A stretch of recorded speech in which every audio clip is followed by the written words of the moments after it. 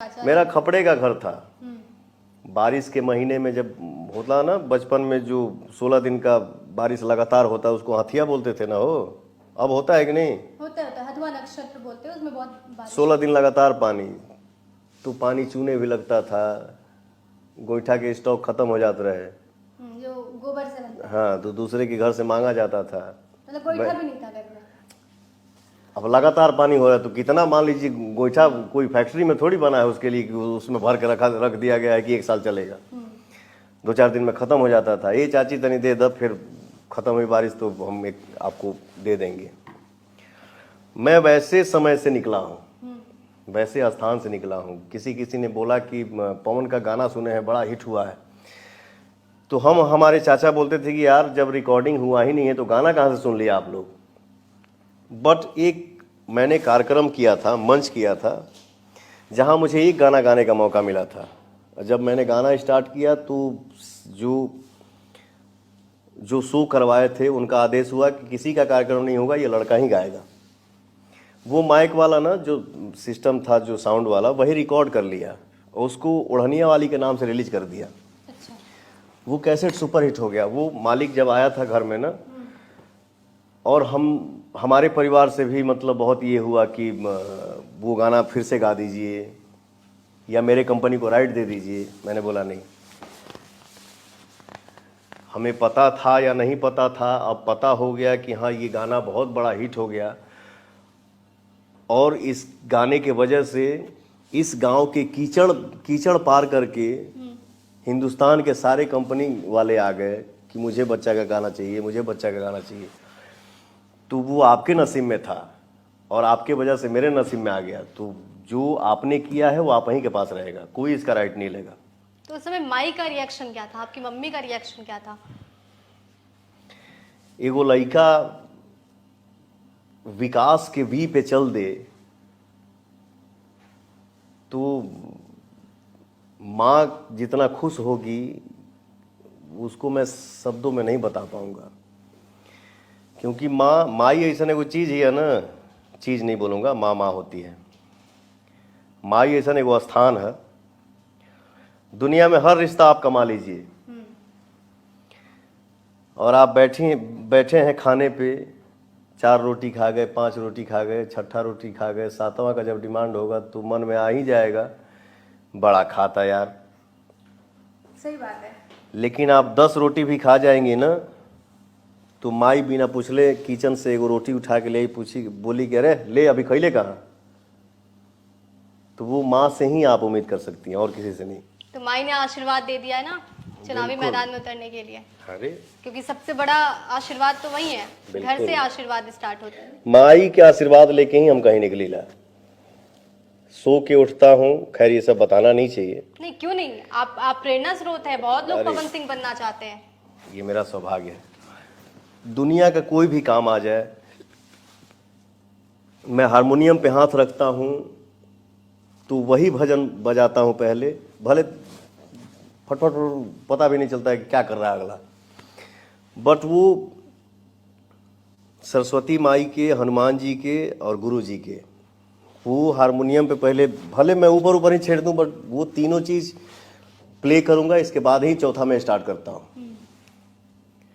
क्या बोल रहा था, सॉरी मैं भूल गया। जब आप स्टार्ट करते हैं गाने का? हाँ, मैं कहीं भी निकलता हूँ तो माई के आशीर्वाद लेके निकलीला, और सुत के उठीला तो हम जिसको जिसको मानते हैं उसको पहले प्रणाम करते हैं। मोबाइल छुअब तो सबसे पहले बात करब चाहे ना करब, बट सुत उठ के डायल पहला वही नंबर होगा जिस पे लिखा है माई। इसके बाद ही दुनिया का कोई काम होगा। तो मुझे लगता है ना कि हाँ, माई लिखा गई तो फिर कोई काम रुकने वाला नहीं है। तो मतलब माँ का जो हक होता है ना हमारे जीवन में, वो अलग होता है, क्योंकि हमें कोई डांट नहीं सकता। माँ डांटे तो हमें बुरा भी नहीं लगता। हाँ। आपके साथ जब भी ऐसी कंट्रोवर्सी होती है सोशल मीडिया पे, आप खुद ही सुबह उठते होंगे तो न्यूज़ देखते होंगे, अरे भाई ये तो मैंने किया नहीं था, ये हो गया। माई कभी डांटी कि नहीं है, क्या तुम कर देते हो पवन? कभी कभी देखिए अफसोस होता है कि किसी चीज़ को जीवन में, इसके बारे में बहुत लोगों को पता है ठीक है, और वो चीज़ भी चल के पवन सिंह के पास आता है और थोड़ा भावुक होता है। पवन सिंह को पैसे से कोई खरीद नहीं सकता है, और ना ही कोई मुझे दुनिया में पैसे से डिगा सकता है। हाँ, आंसू आएगा, कोई अपना तकलीफ बताएगा तो पवन सिंह से कोई भी काम करवा सकता है। तो कोई चीज़ ना, पर्टिकुलर मैं एक चीज़ को नहीं बोल रहा हूँ, किसी के लिए भी बोल रहा हूँ जो मैंने काम किया कि हाँ ये चलो ठीक है बाबू, बैठो काम करो, आगे बढ़ो, मस्त रहो। तो माई डटले भी कई बार, सुन ते आदत सुधरबे कि ना, ज्यादा समझ से भी मत बन। ठीक ना, ते मने का मने एक्टिंग करत रे, गाना गाओ तो बहुत तेज हो गई बड़े, देख तोरा धक्का लागी तबे पता चली, कहे कि हम जानत थे ओकरे बारे में, चाहे किसी के भी बारे में, जो जिससे प्रॉब्लम हुआ जीवन में, किसी एक के लिए नहीं बोल रहा हूँ। बोल भी दूंगा, ऐसा नहीं है, मैं डरता नहीं हूँ किसी से, मैं सम्मान करता हूँ। अगर पवन सिंह को बदनाम करके कोई खुश है, चलो ठीक है, खुश रहो। अगर वही काम मैं भी कर दिया कि हाँ किसी का इतिहास पवन सिंह से भी छुपा नहीं है, हर चीज़ है, बट नहीं चाहता हूँ जब उसने किया और वही काम मैं भी कर दूंगा तो फिर हम में उसमें कोई फर्क नहीं रह जाएगा। चलो ठीक है, पवन सिंह खराब है, तुम साबित करना चाहते हो ना पवन सिंह घटिया है, ठीक है, समय होता है, समय बलवान होता है, मुझे बोलने की जरूरत नहीं है। माँ बाप के मुंह से आदमी सुना है दीवार को भी कान होता है, और सच्चाई छुपती नहीं है, एक ना एक दिन सामने आएगा ही, वो चाहे पवन सिंह की सच्चाई हो, चाहे आपकी या दुनिया में किसी भी इंसान की। तो खुद से इसको गंदा करने की जरूरत नहीं है, प्रभु को सब पता है और दुनिया को समय आने पे सब पता चल जाएगा। बिल्कुल पवन जी, जब ऐसी बातें आती है, कंट्रोवर्सी वाली बातें, तो कई बार ऐसा होता है कि एक ही चीज़ हम बार बार सुन रहे हैं तो अंदर से बहुत क्रोध आता है। बहुत सारे इंसान टूट जाते हैं, बहुत सारे इंसान जो आपकी तरह है, वो जो चुप रहते हैं, वो अपने अंदर उन चीज़ों को रखते हैं और वही उनकी मजबूती हो जाती है। पवन जी ने इन तमाम प्रेशर्स को हैंडल कैसे किया? दुनिया में जिस देवी का आपने फोटो दिखाया ना, तो उसको खोने के बाद मैंने बोला कि भाई मेरे से अब एक्टिंग नहीं होगा और ना ही सिंगिंग होगा, मैं छोड़ देता हूँ। मैं किसानगिरी करके, हल चला के, ट्रैक्टर चला के मैं अपना जीवन बिता लूँगा, बट मेरे से अब ये सब नहीं होगा। लेकिन दोस्ती एक ऐसी चीज़ होती है, दोस्ती एक ऐसी महान स्थान है। मेरे जीवन में एक दोस्त है जिसका नाम है दीपक। तो जब हुआ था तो मैं तो सन्न रह, अरे एक आर्टिस्ट, कलाकार के जीवन में इस टाइप का कलंक लग गया मेरे कंधे पे। लगना था, लग गया, क्या कर सकता हूँ। बट मेरे दीपक ने बोला भाई